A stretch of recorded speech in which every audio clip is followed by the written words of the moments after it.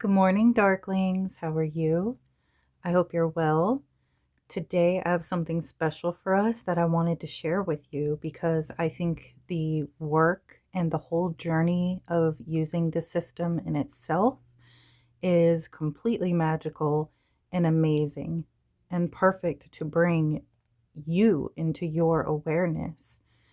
It's really unique to a lot of systems I've worked with, and I completely love it. We are going to be diving into the Sigil Self by David Burman. This is the founder of Curio Hut. The Etsy shop, website, and all will be in the description if you want to check them out. I think they are fabulous. And as promised, we're going to go through this today. I'm going to show you mine. I thought this was an excellent journey. I mean, I'm really excited about it, and now I'm doing everybody's in my family. This is wonderful. So the book itself is excellent. I'm loving it. I love the cover. I love sigils. I love sigil magic. And if you do too, then this is for you. That's my fingerprints. Sorry about that, guys. But I have been working with this book a lot, so you're probably going to see my fingerprints and such and evidence of my work. But let's go ahead and look at the book, and then I will show you the journey of working with this system.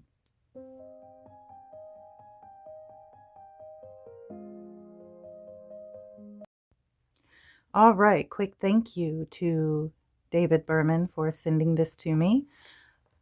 I think that it was truly a gift and a gift to work with. So, the Sigil Self. You are not random. You are designed. Within your name and your birth date lies a hidden puzzle. When decoded with numerology, it reveals your personal cosmic imprint. The Sigil Self is a guided journey through a system of 8 symbolic stations. You will integrate your cosmic imprint into a 9x9 sacred square and bring forth a personal sigil drawn from the coordinates of your identity. This is a tool to build your unique cosmic signature, identify influences along your life path, create a visual symbol of your journey, and reveal the final frequency number of your personal vibration. If you're drawn to the mystical and symbolic, curious about self-discovery, or ready to take ownership of your story, this will show you the map written from your own name. Decode your sigil, claim your power. Created by David Burman, founder of Curio Hut and lifetime student of Esoteric arts. Lovely. So I will say that at first it was a slight challenge, but you just read it. Read it. He walks you through doing the system, and it was so well done and performed in this book, because when I glanced at it at first, it can appear overwhelming. If you know a little bit about numerology, which I knew the basics, how to break down my birth date, find certain numbers like my life path, my soul, personality, it teaches you how to do all that in here too, if you're not aware of how to. But this goes so much deeper, and you are literally walked through it. What sets this book aside from many other systems are the in-depth influences and archetypes and things that will resonate with your soul when you figure this out, and then identifying your own sigil through it. It's just amazing. So without further blabbing, let me get into this and show you my Sigil Self journey and how I found my very own sigil. Okay, I did my fiance's too. I'm just gonna move that. All right, guys, I was so excited. So how I did it, and what's excellent about this book, they provide the worksheets in it, right? So it's amazing. You're supposed to put it all here. I did not, but I plan on doing it again and putting it all here. So everything that I kind of added up around my chart was supposed to go in here. He provides that for you. I should have used it. It would have made my life way easier, truly, because it's the way it's designed to help you and make it easier. So yeah, But anyway, I'll walk you through what I did. So here we have our Cosmic Signature worksheet. And this worksheet is designed to help you find your sigil and identify every archetype or energy that influences you and your path. When I looked into all of these and figured it out, it resonated so deeply with me. And I'm going to explore that with you guys. So stay with me because it's really cool, really exciting. And when you see how you can find yours, you're going to be like, oh my God, I need this. So after we figure out our numerology for our month with the birthday, day, year, and then our life path number, and we figure out our name numerology, personality, soul, and destiny, it's time to begin working on figuring out your sigil self. So in the worksheet here, he has it labeled. So 1 is ancestral archetype. 2 is your personal archetype. 3 is your psyche. 4 is your persona. 5 is your inhibition. 6 is your core virtue. 7 is your inspiration. And 8 is your evolved archetype, which is also like who you have kind of written in your path when you incarnated here to become or work on in this life, which I think is so excellent. Each one of these you will have probably different from mine because, I mean, it's your own cosmic signature. So for the ancestral archetype, I got the luminary. So how you figure this out, I'll show you real quick how he walks you through it using number 1 as an example. Then I want to explore all the archetypes I got with you guys because I'm excited and want to share it. All right. So after you figure out all of your numerology, he has a walkthrough for you. And once you read it and get through the first walkthrough, you understand it and it becomes very simplified to do this. So first, it says after you calculate your date and name numbers, you can use the worksheets that are available in the back of the book, and they're also free to download at carriohut.com. Start with the numerology worksheet and transfer the reduced totals into the boxes at the top of the Cosmic Signature worksheet. When you're ready and all your reduced totals are filled out on the top section of the Cosmic Signature worksheet, move on to Station 1. So this is Station 1, your ancestral archetype. Your ancestral archetype is your origin. It's decoded from your surname and the calendar year you were born. The ancestral archetype reflects deep-rooted traits and unconscious patterns inherited from your generational energy.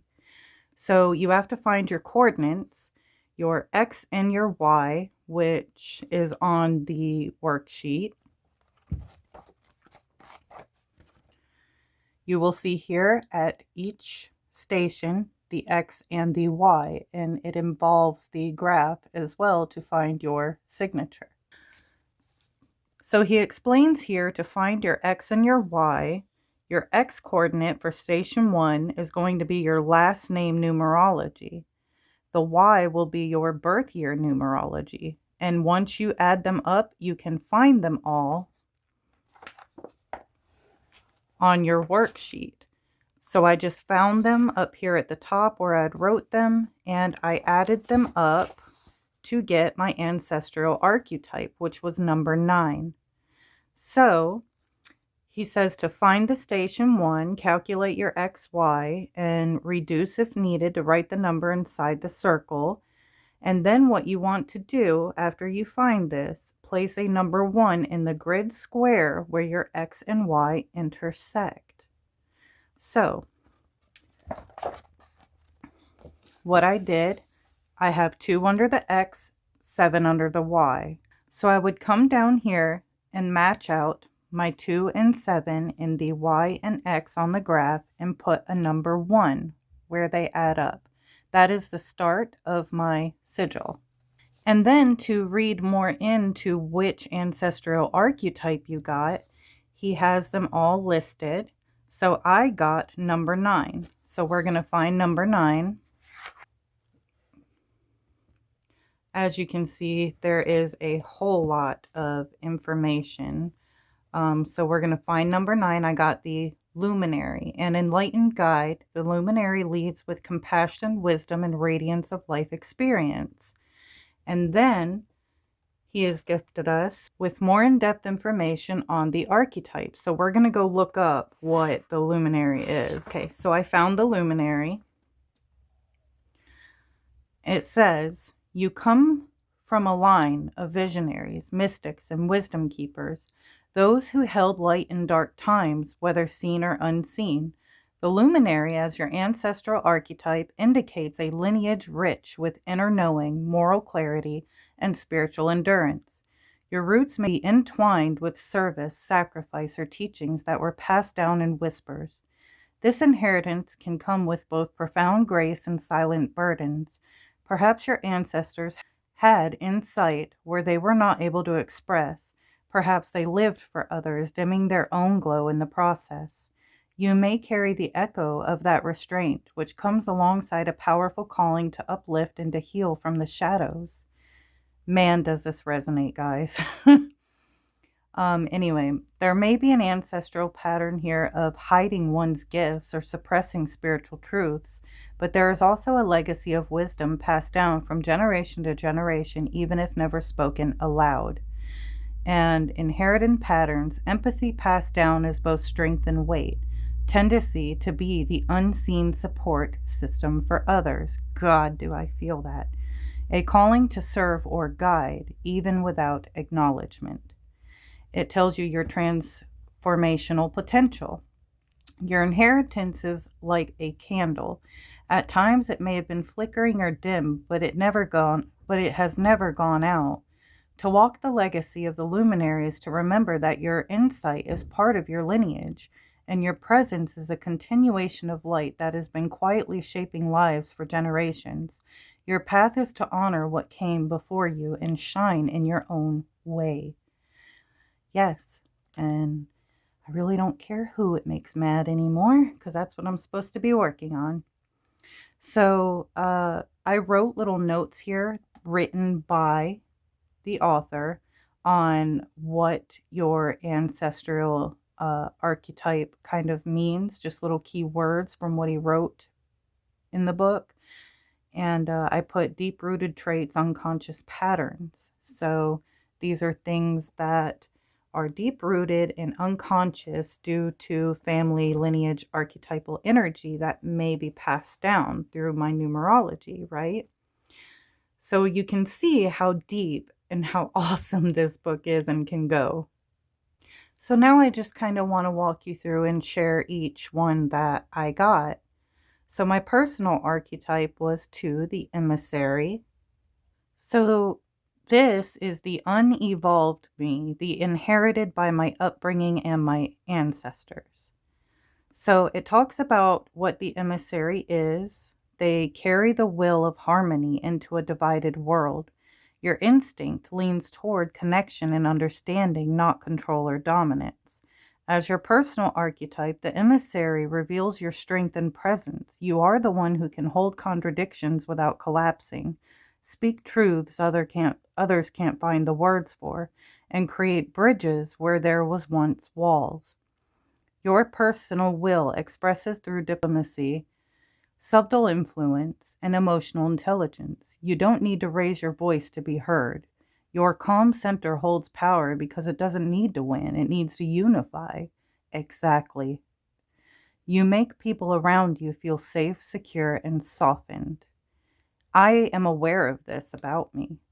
So why it might be in the unevolved me, I circled, because when this is misaligned, your voice may dim when trying to maintain the peace. You may avoid conflict out of fear of disruption or bend too far trying to please everyone. When aligned, you are a living channel for healing, dialogue, clarity, and grace. So the embodied traits is emotional fluency and inner stillness, the instinct to meditate, mend, and translate, deep intuition for timing and tone when communicating. Power source. Your will is relational. You know the path ahead is not a straight line. You thrive when you listen deeply, speak clearly, and reflect upon your inner truth. This is how you shift situations, relationships, and even realities. So earlier in life, I mean, even now I struggle in some ways, but I've come a long way. I was definitely misaligned, and now I feel like I'm rising to that emissary occasion, if that makes sense. Like, I really believe like I dimmed my voice to maintain peace. I did avoid conflict or bend too far for everyone else. And now I'm getting to that point. I don't care who I make uncomfortable. I don't care about anyone else's opinions. I'm going to speak my inner truth and feel my inner truth and try to walk that. And ultimately, a lot that I discovered in this book, that's what I am supposed to be doing, but we're going to get to that. So station 3, the psyche, I got the visionary. All right, so I put here notes again from the author's words. So for the psyche, this part is perceptive and emotional tone, how I think, feel, and process the world. So the visionary dwells in a place between the now and the next. They perceive potential in everything and everyone they interact with. They feel compelled to shape unseen possibilities in whatever situation they find themselves. Visionaries are dreamers and inventors, the ones who doodle in the margins to stay up late figuring out solutions to problems. Their mind is a canvas for the future, and their gift is planting the seed of change. So in misalignment, the visionary can drift into fantasy and become frustrated when things don't go the way they were planning. I've been there. They may struggle to follow through on an idea or feel misunderstood when working in an environment that expects conformity. Yes. When their brilliance is unchecked, it can scatter, leading to overwhelm and self-doubt. When in alignment, the visionary learns how to turn their ideas into action. They communicate clearly and have keen sense for finding good collaborators. Their imagination becomes a tool of transformation, and they lead others into new possibilities by believing. Challenges: balancing inspiration versus execution, communicating their abstract ideas, staying in the present. Gifts: creative foresight, big picture thinking, innovation that uplifts others. God, can you see, like, this is so deep and so cool. And man, I'm telling you, it really does resonate. So station 4, I got 5, which is the hood. And this is my persona, what is put out into the world. The hood is the persona of quiet mystery, a presence that people can feel, or that people can better feel than explain. People can sense a deep ocean behind your eyes, but they will rarely gain full access. Your surface offers curiosity but provides few answers. The hood persona takes shape when you feel the need to protect your sacred space. It lets you move through life without fully being seen. This is by choice, not avoidance. This mask keeps the world away at just the right distance while still remaining within grasp. In misalignment, the hood persona can retreat too far and completely shut others out. You can easily become misunderstood and cause increased distance where there could have been trust. In alignment, the hood becomes a selective keeper of the unseen. You engage on your own terms and remind others that mystery in itself holds a form of power. When you share something, people listen because they know your words are chosen carefully. So the notes here from the author I put is mask, shaped by expectation, adaptation, and social roles, what you let others see while navigating your external reality. Again, I feel like the hood was absolutely correct. So number 5 is my inhibition, and it's obligation. All right, for obligation. Obligation is the weight you feel from unspoken contracts and the inherited roles and responsibilities that have little room for joy. Learn that worth is earned through sacrifice and that resting is selfish. This inhibition teaches you that saying yes is safer than being honest. As the obligation, inhibition takes control. Service will turn into servitude. You will begin to believe that your value is tied to how much you do for others, and you will give too much in the effort to keep the peace. The more you give, the more invisible you will feel. And God, do I feel invisible? Recovering from this inhibition begins when you acknowledge that saying no doesn't mean you are being selfish. You are allowed to prioritize what fuels your desires, not just what is expected of you. When you stop giving too much in an attempt to prove your worth, you will allow space for your authentic self. So, some of the notes I put here is your fears, your blocks, your wounds, they must be faced to move forward, not a flaw. It's a challenge to evolve what I am here to learn. So station 6 is our core virtue. I got 7, authenticity. So for authenticity, it is the virtue of presenting yourself just as you are, no distortions, no performances, and no disguises. Authenticity is not just honest, it's also integrity of the self. When this virtue is alive inside you, it brings your actions, voice, and values all into harmony with each other. In this form, you no longer bend to belong. You become the shape that defines the room. To walk with the authenticity virtue can sometimes feel vulnerable, but it invites you to bring your true self fully. It doesn't demand perfection, only honesty. And yeah, this is true for me. I have a problem being vulnerable, especially on here. So when facing inhibition, authenticity uses the truth to set you free, even when it's messy. It's the courage that stays consistent with your soul. Your authenticity is rising when you stop apologizing for who you are, when you feel comfortable and grounded with your presence, and when you speak and act in accordance with your truth. The notes are inner strength that rises to face inhibition, was shaped through hardship and a guiding principle. So I believe I'm working on it. Next station is inspiration. I got unity, number 2. Okay. I am part of the greater whole, empathetic, perceptive, and receptive. So I'm going to read the notes first. This is learned wisdom shaped by my journey, the voice beneath the surface, used to strengthen core virtue. So, this inspiration comes to you when you feel disconnected from others, purpose, or even yourself. Unity reminds you that sensitivity is not a weakness. It's how you hear what is unspoken. It's how you feel the things that others hold inside. To embody unity is to return to the great web, the living pattern that connects all things. You are not here to carry the world, only to find the place you belong within it, which is a struggle for me. You are a thread in the unseen design, a signal moving through the resonance of the whole. Call upon this inspiration when the noise of separation grows too loud. Let it remind you that harmony is not something you chase, it's something you return to. I think that is absolutely beautiful.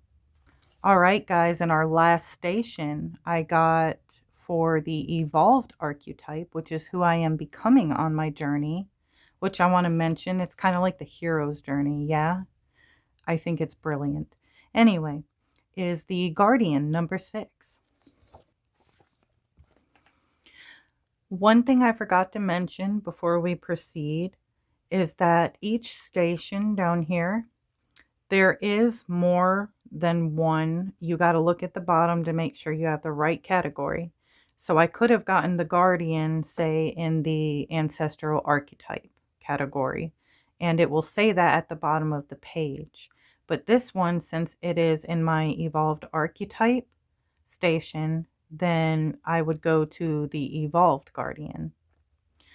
All right, let's proceed. So this is who I am becoming. The evolved guardian embodies a love that is no longer self-erasing. In their previous form, the guardians sacrificed too much, but in evolved form, they now know that true protection begins with self-preservation. Their devotion becomes a conscious choice, not a compulsion. They love boldly, not blindly. Through their experience, the evolved guardian has learned that care doesn't mean carrying everything. They now protect without controlling, support without enabling, and serve without forgetting their own needs. They embody a sacred steadiness, one that holds space without absorbing pain. The evolved guardian becomes a guiding light others look to for grounding. Their quiet strength creates a safe space for transformation to happen. They teach through example, showing that the strongest form of love is the one rooted in self-respect. So, signs of evolution, knowing when to step in and when to stand back. I feel like I'm actively doing this naturally on my journey. This is what baffled me about using this system in this book is it resonated so deeply, and I feel like all of it is absolutely correct. And I don't feel like I'm fully here yet, but I feel like I'm moving in this direction to this evolved guardian. I truly do feel like this is spiritual work that I signed up for. Anyway, it protects the sacred space of others and their own, offers a love that empowers and moves from duty to devotion. And it just blows my mind because I feel this. I feel this so much. Man, David Burman is a genius for this. So that is my sigil. I know I wanted to show it off. Isn't it amazing? All right. So I really hope you guys enjoyed this. Let me know in the comments what you think about the Sigil Self. I think it is absolutely brilliant work. And again, if you want your copy, the link will be in the description. Thank you guys so much for exploring this with me. I really appreciate you.